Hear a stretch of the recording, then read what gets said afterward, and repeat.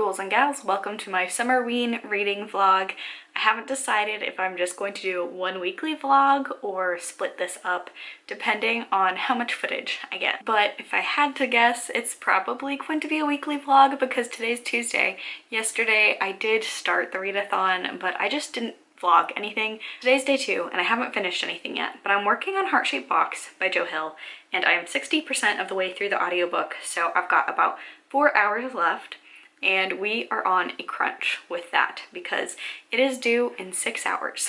I got the audiobook off of Libby and I've had it as a hold all month waiting for this readathon and no one was in line, like next in line, so I was going to renew it so I wouldn't have to rush through it. And then of course, like last week, someone hopped in line for it. So I have 6 hours to finish it, but I am listening on 1.75 speed. So if I buckle down and after this vlog clip, just listen to it, I should finish. The one that I'm probably not going to finish, which is a bummer, is Kill Creek by Scott Thomas. The same thing happened to that. So I might actually buy that one. I think I have a credit for Libro FM. I hope I do.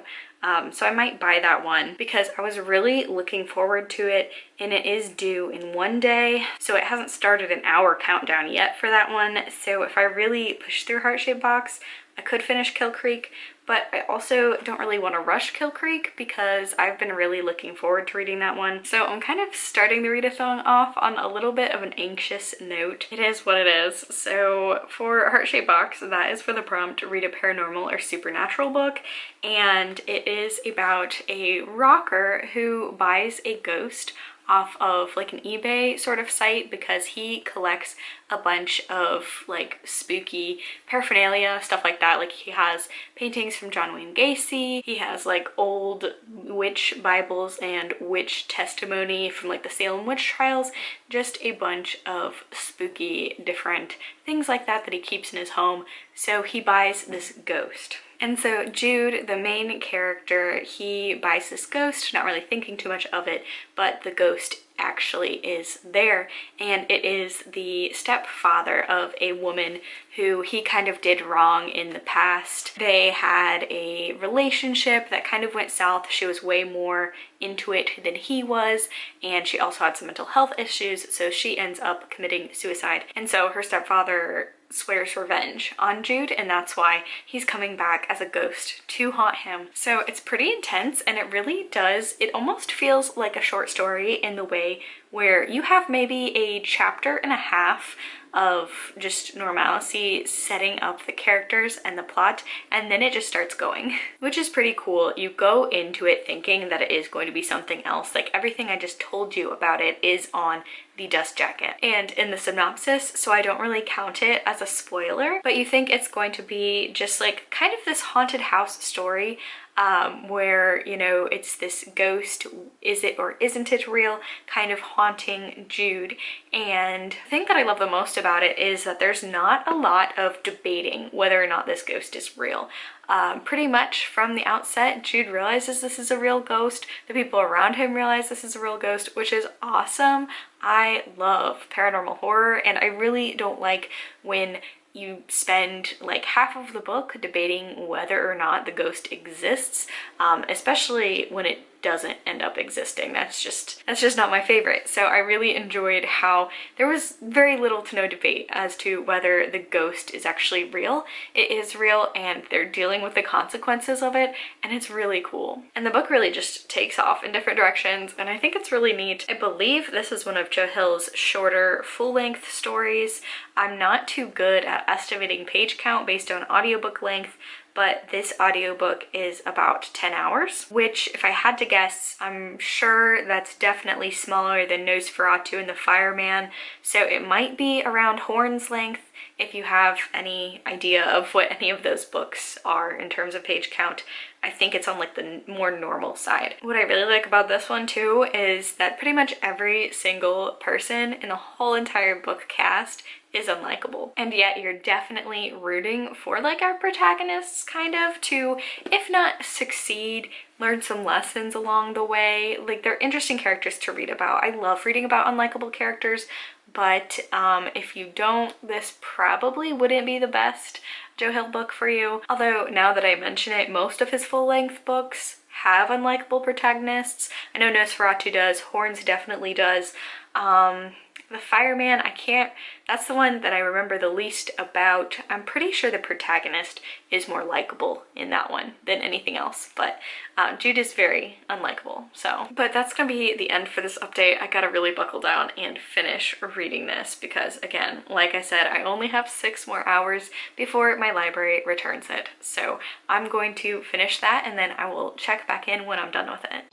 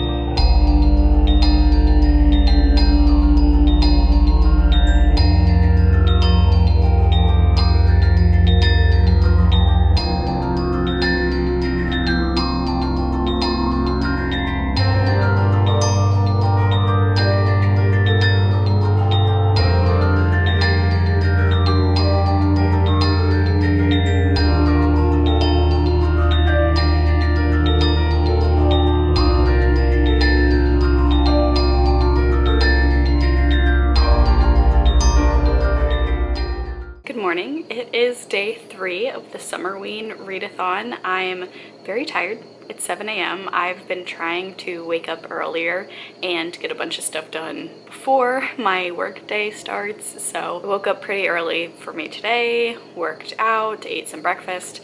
Now I'm here. I did end up finishing Heart-Shaped Box yesterday, and that book was nothing like I expected it to be. There's definitely like a shift in story that I really enjoyed. I absolutely loved it. So now I believe I have read all of Joe Hill's novels, which is kind of sad because I'm just gonna be real here. I do like his novels better than his short story collections.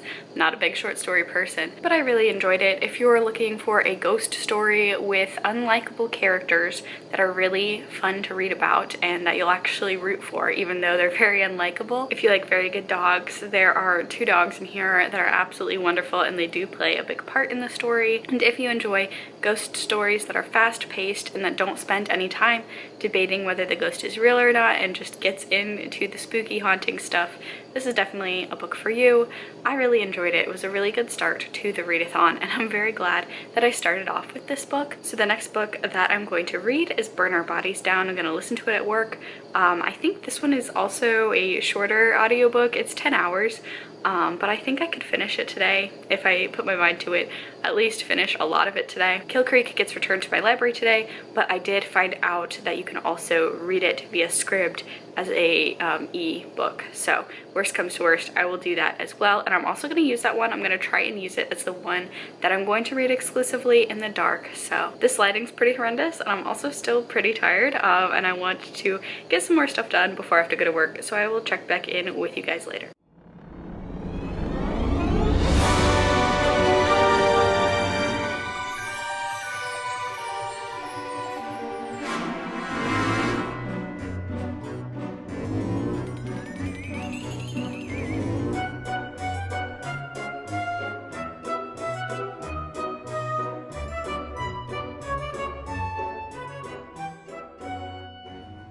So apparently we're just gonna have bad lighting all day today because it is now like 11:30 at night.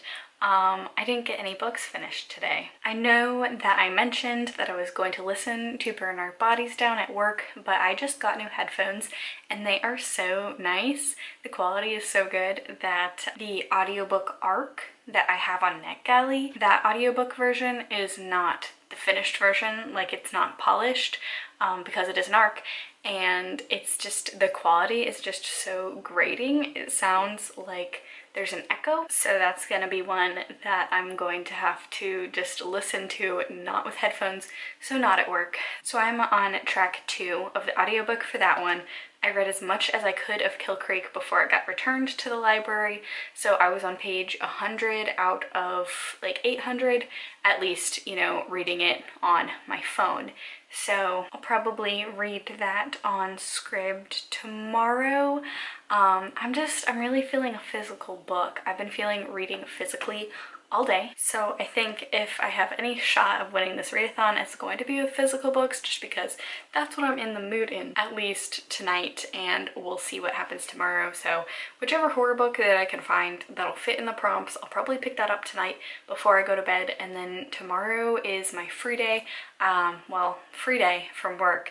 It's my filming day for my sit-down videos, so I'll probably do those and then just read and hopefully catch up, because tomorrow's Thursday, and then I've got Thursday, Friday, Saturday, Sunday, which isn't too bad. I think I can do it, but I definitely want to finish more than one book this readathon. So yeah, I'll decide what book that I'm reading physically, and then I will check back in with you guys tomorrow.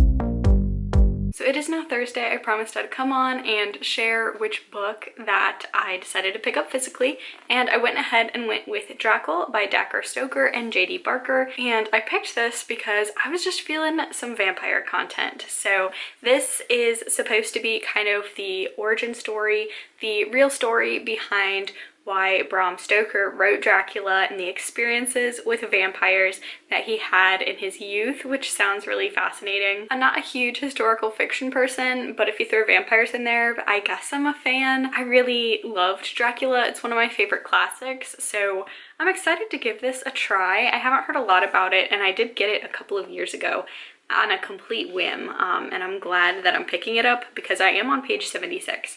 And I am enjoying it. There are 2 different timelines. There's like the present timeline, which is still obviously set in the past when Bram Stoker was alive, but then there are journal entries from his childhood as well, which is a really fun reading experience, and I'm just really enjoying reading a physical book. So this naked hardback is so cool. I didn't realize it because it's just been sitting on my shelf for longer than I'd like to admit. This is a very simplistic cover, it just says Drackle on it, and then the side is absolutely stunning. So I'm kind of contemplating getting rid of the dust jacket and just displaying this naked book, because it is stunning. So this book is around 400-ish pages, and it does have a couple of indexes in the back, actually, like a lengthy author's note, which I'm looking forward to reading. So yeah, it's almost 500 pages. It's about 480 pages. And this is probably gonna be the last day of this vlog, and then I'll have another vlog for Friday, Saturday, and Sunday. So all I have to really do today is read. I did want to film another video,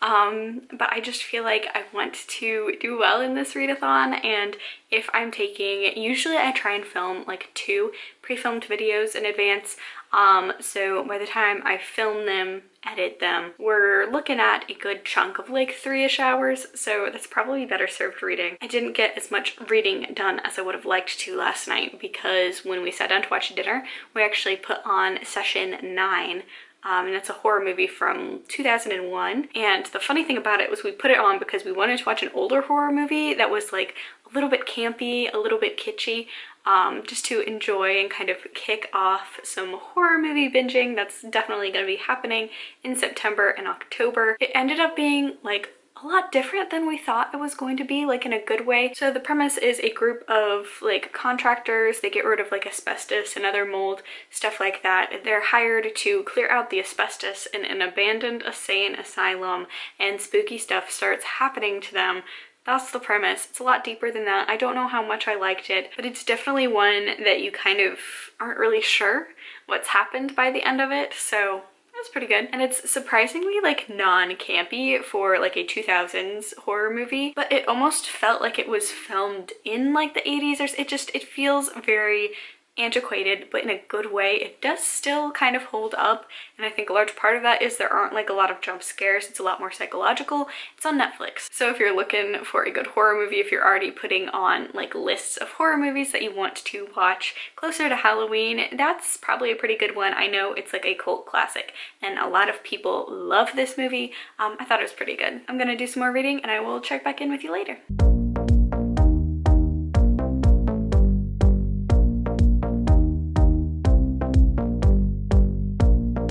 I'm not saying this is Bram Stoker fanfiction, but if my great grandkids wanted to write some fanfiction about my life and make me sound really cool and like I had all these dealings with vampires, they are welcome to. Also, I learned that Bram is short for Abraham, so I'm pretty sure I normally pronounce it Bram Stoker. That's what I've heard.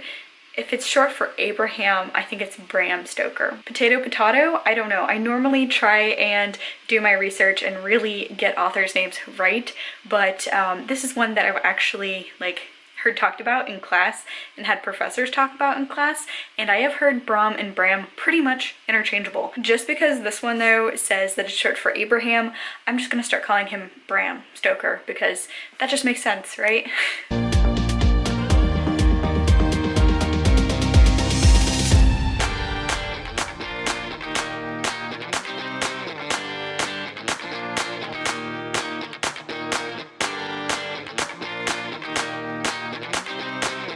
Alright, so I am getting ready to go to bed for the night, so I'm going to end this vlog out.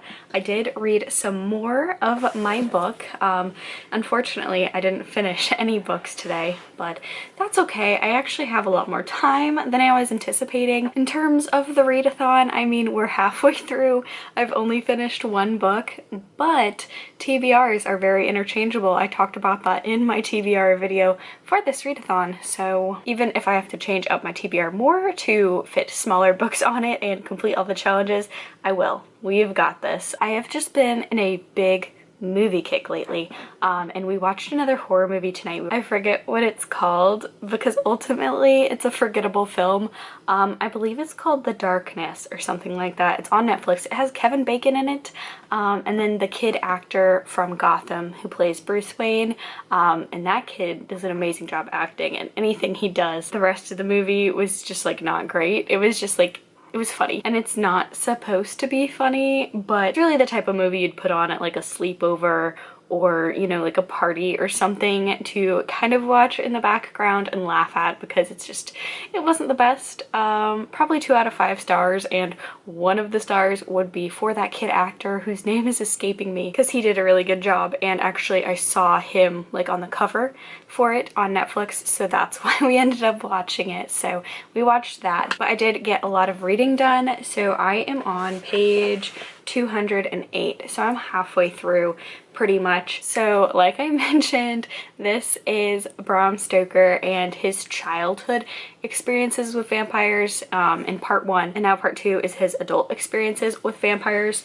What I do find interesting is that he is with 2 of his siblings that are kind of journeying with him in all these adventures. So Matilda, and then his other brother has kind of a weird name, so let me find that real fast.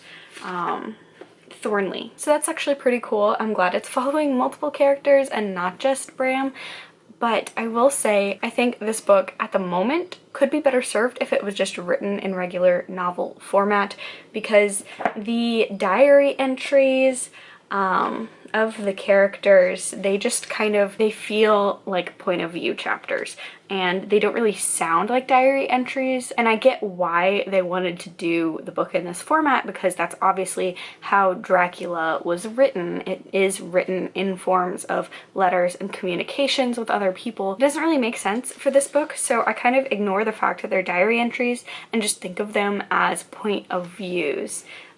Because that just makes more sense, because they're not written like a journal or a diary. But other than that, I am having a fun time. It's also probably not like the most historically accurate, just in terms of dialogue, but honestly, The atmosphere is great. It feels like a black and white vampire flick, and I'm just having a great time with it. So I'm excited to continue this tomorrow, and I think I'll probably pick up Pet Sematary tomorrow as well for my audiobook, because just the other ones I'm just having issues. I'm having issues with Burn Our Bodies Down in the audiobook, which is a bummer because I was really looking forward to that one, but just the audiobook quality is driving me nuts. Let me know down below if you guys have had any issues with that in terms of NetGalley, because again, like I said before, it's not the narrator or anything. I actually don't mind the narrator.